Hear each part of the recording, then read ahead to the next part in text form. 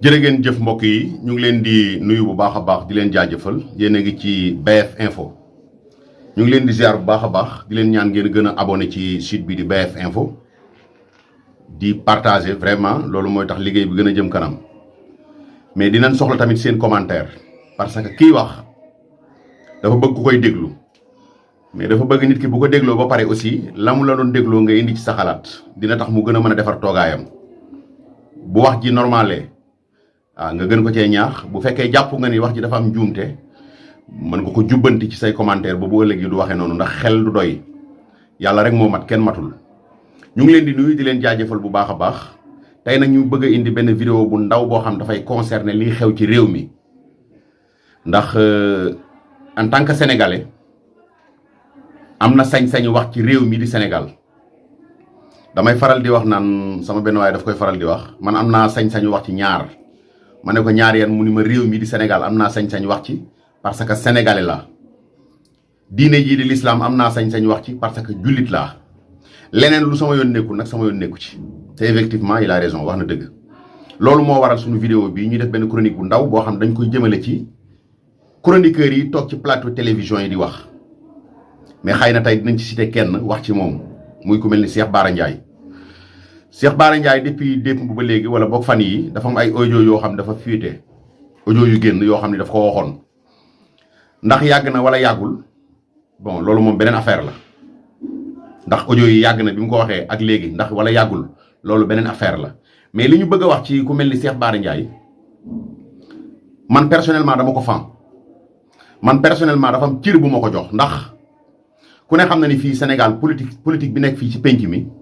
ni ñu koy politiquer du noonu ni ñuy politiquer fii du noonu parce que politique Sénégal liñ ci xam mooy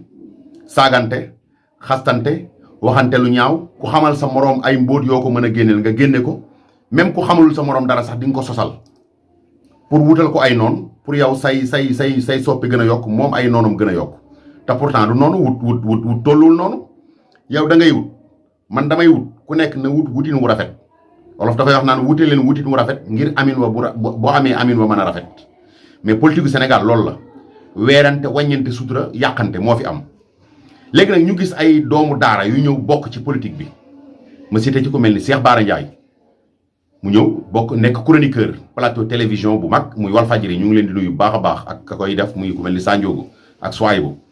ñooñu samay patron lañu maa ngi leen di ziar mais ku mel ni Cheikh Bara ñëw dafa waroon a indi beneen tuus bu bokkul ak bi mu fi fekkoon parce que moom tuus bi mu ñëwee li mu fi fekk rek la continuer mooy tuusu xasante weerante wàññante sutura saagante ak waxante lu ñaaw ak werante ak weerante te mu nekk nitu daara ma jàpp ni yow mi nga xam da nga nekk nitu diine ngay incarné da nga sol casquette diine ñëw fekk politiciens yi ci penc mi bi nga ñëwee yow en tant que chroniqueur en tant que koo xam ne nii da nga ñëw ni man diine laay doxal diine laa fi nekkal da nga war a ñëw doxinu diine mooy lu yàqu loo gis mu yàqu nga yor sa puso ñaw ko di wax ci nit ñi lu la wóor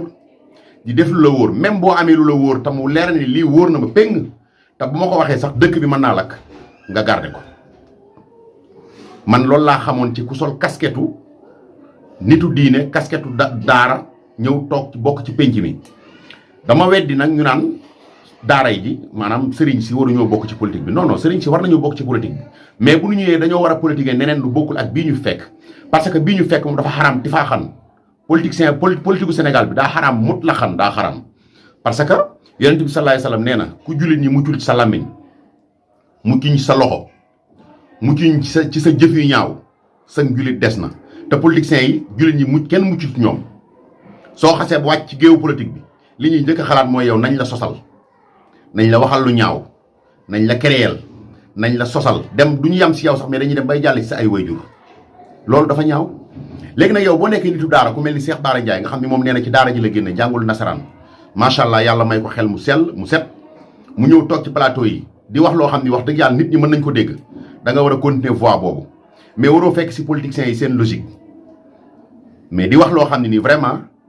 dañ la ciy vaar wala ngay wax lu ñu lay xeebe moom war naa jombale boppam loolu war naa ëpp loolu parce que li ki ko yónni wax dëgg yàlla ba solal ko casquette bi mu ko solal kooku doxewul noonu muy diine te man fu ma ko gisee ci plateau télévision Cheikh Bara nitu diine laa koy xoolee mais léeg-léeg nag mu déborder ba dugg ci politiciens yi daanaka ba raw leen sax ndax gis nañ diggante daaw ak ren yi mu fi nekk yu ci bëri souvent diw amul diplôme bu génnee diplôme am maa ngi koy lancé défi jiñ na ko fi benn waay xaw ma nan kànji waa ji génne 5 diplôme loolu rus na ci koo xam ne nee na man sëriñ daara la n'est-ce pas pour dire la vérité rek attaqué wu ma nag sëñ Bara Ndiaye dama ñëw rek pour ñu laaxanti biir ndax man ku ko fan la sëñ Bara ndax vraiment dafa am xel macha allah te li muy wax léeg-léeg lu ci bëri dama ci d'accord ak moom mais dama gis audio yi fiyetee barki Dembo Ndiaye war na ko jàngal lu bëri ci àddunaam léeg-léeg mu lancé nit défi ni man maa la lancé défi nangam kooko xëy génneel ko la mu ko doon laaj lan lay wax gis na ay audio yu fiyetee mu ciy wax Ousmane Sonko nii Ousmane Sonko na Adji Sarr naa man yooyu sax intéressé wu ma ndax yooyu moom kaaw Ousmane Sonko Adji Sarr moom ku ciy wax yenn it ñi yàlla doo nga la ko tax di wax waaye ku dul Sonko doo Adji Sarr doo suñu borom tabaraka wa taala xamoo lan moo xewoon ci biir néeg ba jullit nag liñ ko sant mooy mu rafet njort ci sa mbokk doomu aadama rawatina sa mbokk jullit suñu waxee ci moom lu ñaaw rawatina ñu jiiñ ko ak njaaloo liñ la sant yow jullit bi mooy nga weddi nga bañ koo gëm ba keroog ngay gis preuve moo tax man gëw ma waaye nag du ma waatal kenn du ma ni moo def du ma ni defut te noonu la nit ñi war a doxee ndax nag lii constitution yi ñuy bind ay nit a toog bind ko rek mën nañ ko bind tey suba ñu xool xam ni arrangé wul population bi ñu effacé ko mais constitution yàlla muy alxuraan ba mu fi nekkee ba léegi kenn du ko effacé te du effacé wu mukk te yàlla ay waxam du deñ kon dañoo war a sukkandiku ci wax yàlla bu nu jiiñee sa moroom jullit loo xam ne nii liñ ko jiiñ wóoru la ndax moo ko def wala déet amal maandu gu toll ni xaar ba xam ndax moo ko def wala déet kon Serigne Bara Ndiaye jëfandikoowul loolu ci audio yi ñu dégg que moom mooy la mu ca wax ñu bëri dégg nañ ko c'est pas la sax may teg audio yi ci live bi quoi ma koy teg ci vidéo bi mais li ma ci gën a jaaxal mooy dama dégg mu wax Ousmane Sonko loo xam ne ni amul woon place ca wax ja li mu wax Ousmane Sonko te amul woon place ca wax ja mooy Ousmane Sonko amul xel ku ko joxoon avion jox ko budget Sénégal du xam fan la jëm ak xaalis bi du xam fan la jëmee réew mi tey bu demoon ba yàlla def ko président mooy doon président bi gën a yées ci réew mi Adama Barrow sax moo koy tane Adama Barrow bu Gambie nee na bu demoon ba nekk président Adama Barrow rek lay raw c'est-à-dire moom kon teyte na Ousmane Sonko benn nit boo xam ne nii waxuma la président de la République mais ab quartier sax waru koo jiite ab quartier léegi ñu gis ko mu wëlbati ko waat loolu ci groupe WhatsApp la ko waxoon wala boog moog nit ñoo ko doon wax ñu gis ko mu wëlbati ko waat toogaat ci plateau télévision yi di défendre Ousmane Sonko léegi muy ñaari version yoo xam ne ni dafa wuute ñaari yëpp nag genn jëmu jee ko wax moo wax lee Ousmane Sonko moo wëlbati ko waat di ko défendre muy ñaari wax yoo xam ne nii kenn mënul comprendre ban lañ ciy jël léegi nag Bara ma koy laaj ni ko ñaari wax yi ban moo ciy dëgg la mu waxoon Ousmane Sonko ci groupe WhatsApp boobu te gars yi jël audio yi partagé ko te xam naa ni partagé gi neexu ko loolu mooy dëgg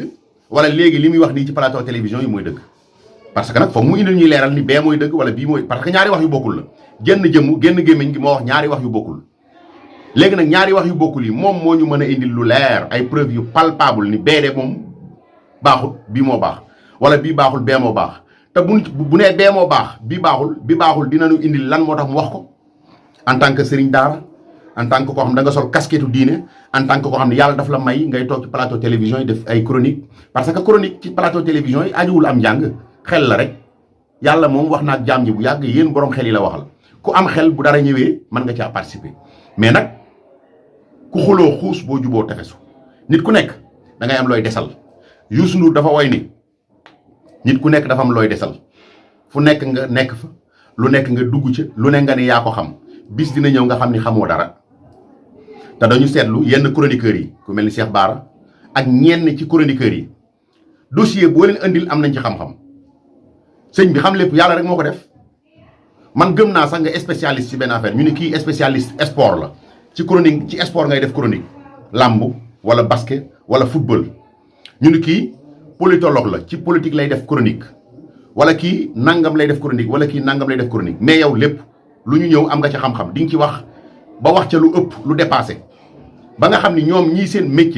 métier par exemple ki nga xam ne nii politologue la dafa jàng politique fii suñu université yi jóge fa dem bitim réew jàngi ko ñëw indaale ay diplôme am loo ci bari xam-xam moo la ci ëpp xam-xam mais léeg-léeg nga gis benn chroniqueur bu toog fii ci plateau télévision yi wax loo xam ni politologue yi sax daf leen di jaaxal fan la ko jëlee parce que ci xelum boppam rek la ko teg non réew mi doxewul noonu réew mi dafa tegu ci ay texte dafa am lu ñu boole ñun ñëpp muy ay textes yoo xam ne moo ñu tënk mënoo nekk nag Sénégal te doo tënku ci textes yooyu. ma bëgg mbokk yi sama mbokk yi nga xam ne ni dañuy tiim micro di wax nañuy xool bu baax li ñuy wax ndax gis nga wax benn wax mën naa taal am réew waaye benn wax mën naa tabax am réew mais lu ne nga ni xam naa ko lu ne nga ni maa ko gis dégg naa te waxkat wurut a wax dégg naa mënoo nekk un chroniqueur boo xam ne ni ñëpp dañu lay bàyyi xel saa yoo toogee nga ni noo man de dégg naa nangam dégg naa wirul yow kay da nga toog ci plateau télévision di def ay chronique indil preuve palpable ni mu ngi nii texte yi fii lañ ko bind wala mu ngi nii wala maa ko fekke wala nangam mais dégg naa c'est pas sûr dégg naa kun koy teg ci say loxo nga koy gëm moom yaa ka ko wax yéen a yam kon Bara Ndiaye li ma lay ñaan mooy yow sëriñ daara nga ku baax nga yaa ngi indi sa participation ci réew mi bari na looy indi loo xam ne nii vraiment nit ñi dañ koy nangu à 100% mais bari na looy juum trop man njuumte gi sax wax juum sax xëy na mën naa ko comprendre mais attaques yi ngay attaquante gars yi loolu ba ko amul njariñ parce que yow loolu nga fekkoon yow da nga ñëw fekk ci politique bi ay politiciens di attaquante di xastante di waxante lu ñaaw di wiññinti ay sutura yéen niti daara yi ngeen ñëw ma jàpp ni yéen peut-être bu ngeen ñëwee affaire bi dina changer di ngeen ñëw ni lii ngeen di def nii de yàlla santaane wu ko noonu nii la ko santaane mais nga ñëw gën a yokk ci xar mi karaw fekk gars yi attaquante yow ngay attaquante gars yi xastante ngay xastante gars yi saagante ngay saagante mais loolu dafa ñaaw nit Serigne Cheikh Ahmed Tidiane doon na wax naan débat ay nit bu ñu dee débat ñuy dem ba ci digg bi kenn saaga amatul argument maa ngi yow bu ñu doon débat yow mii di ma seetaan ñuy débat ñun ñaar politiquement wala leneen lu mu mënti doon ñu dem ba ci digg bi rek nga saaga amatoo argument sa argument jeex na. te nag loolu la ñu gis ci plateau télévision yi ak site internet yi seen bopp yi liggéey leen ko mu baax ngeen ciy xalaat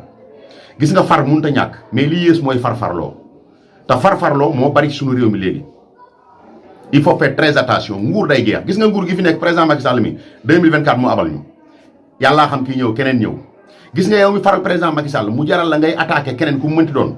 préparé le 2024 nan ngay def bu keneen ñëwee nooy def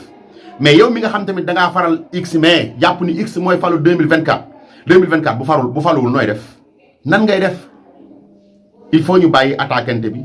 waxante lu ñaaw li sànnante xeer yi weddante yi weerante yi kenn ku nekk yaa ngi sikk ci sa biir soo xam ne nii wallahi bu ko yàlla génne woon kenn dootu la romb ci mbedd mi ba nuyu la te yaa ngi ko denc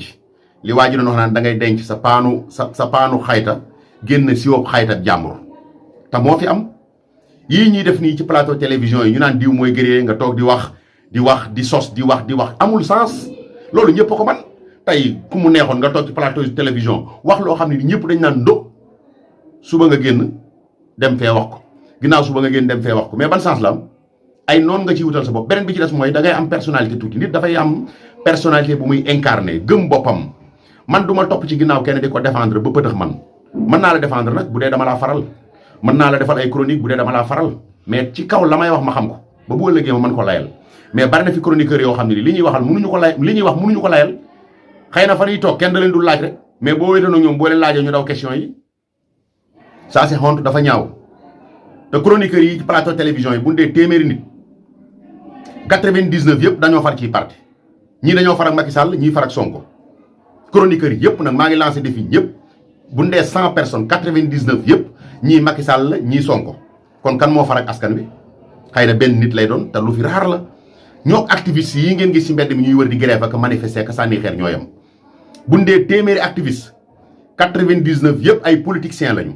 ñii dañoo far ci parti opposition bi ñii far pouvoir kan moo far ak askan bi parce que la preuve mooy gis ngeen fi activistes yi fi doon tàccu naan ñoo fi nekk ñoom ñoo gën a nangam léegi ay député lañ place assemblée nationale ci parti lañ doone député waxatuñ sax lu jëm ci waxi réew mi léegi waxi parti ba la ñuy wax wala waxi coalition ba leen yóbbu ca assemblée kon nañu bàyyi yi ñuy def nii amul sens Sénégal kenn moomu ko ñun ñëpp ko bokk dañoo judd fekk fi Sénégal dañuy deet bàkku fi keneen ñëw kon kenn ku nekk na nga wutal sa bopp woyu rafet mais man ku mel ni Bara Ndiaye ni mu toll vraiment diine ji muy incarné xam-xam bi muy incarné expérience bi muy incarné waroon naa jombale boppam di wax yenn yi presque weer woo dugg boo ko génnee mu wax toj mois bële passé waxoon na fi lan xaw ma nan kànji bu ma génnelee lu mat benn diplôme lancé naa ko di fi waa ji génne 5 diplôme déggaatu ko mu wax ci waxaat ne fi ay audio ci Ousmane Sonko Adji Sarr man sax Ousmane Sonko Adji Sarr xëy na loolu ñoruma mais li mu wëlbatikuwaat waxaat ci Ousmane Sonko ni ku ko joxoon budget Sénégal jox ko avion xamul fu mu jëm parce que xamul dara il est nul. léegi nan lay def wax jooju ak wax jii tey nan la koy def ak li muy toog ci plateau yi nan la koy def ku mel ni Cheikh sa xawma nan Diagne waa ji Diagne ki nekk ci kaso bi Omar Diagne moom Omar Diagne amoon nañ fi ay benn confrontation bu doxoon seen diggante donte man défendre Omar Diagne bokkuma ak moom ay idée mais moom en tant que Bara Ndiaye mu nekk boroom xam-xam rawatina ci diine Cheikh waa jooju Diagne nekk nitu diine ñoom ñaar bu ñu dee waxtaan wi war naa mën a dox ci yar ak teggin indi xam-xam dafa am ñoo xam ne ñoo moom saaga ñi amul xam-xam ñooñu dañ leen bàyyi ñu nekk di saaga mais yow mi am xam-xam dem ba toog ci plateau télévision wala ngay toog di def ay chronique kooku yow moomoo saaga moomoo werante preuve nga war a indi palpable te Bara am na preuve mooy alxuraan bi mu jàng moom nee na jàngalekatu alxuraan la sëriñ daara la te li ñuy def ci àdduna lépp yàlla wax na ko lépp lu science découvrir ba indi ko teg rek yàlla wax na ko indil sa aaya teg scientifique bi fu mu indee benn phrase teg mën ngaa indi aaya bu méngoo ak phrase boobu teg du la yóbbul dara waaye nag scientifique bi indi benn phrase teg xëy na li mu wax yéem na la ëpp na sa bopp nga saaga ko wala nga ni waxul dëgg wala day fen wala daa bañ diw du noonu nañ leen defaraat suñu toogaay Sénégal ñun ñoo ko bokk kenn moomu ko politiciens yi dañuy nax dégg ngeen politiciens yi dañuy nax ku ci falu ci ngeen xamee ne dañuy nax te nag li ci kanam rawuli bët di ngeen xam ni politiciens yi dañuy nax que ça soit pouvoir la que ça soit opposition la kenn amu ci kenn koo xam ne ni réew mi la tax a jóg 100% la majeure partie seen bopp ñoo leen tax a jóg la majeure partie nag laa wax généraliser wu ma kon nañu defaraat suñu toogaay ñun askan wi bu ñu dee ànd waa réew mi maanaam nguur gi dañu teg ay coono ñun ñuy wëlbatiku di tegante ay coono sunu biir kañ la réew mi jag Bara Ndiaye fait très attention na nga def attention Sénégal niñ la mën a yëkkatee ba nga def nii bañ lay seen ci kaw noonu lañ mën a xëy rek nërmeel la te buñ la nërmeelee dootoo jug ba mukk ndax Dakar du saf ñaari yoon de faites très attention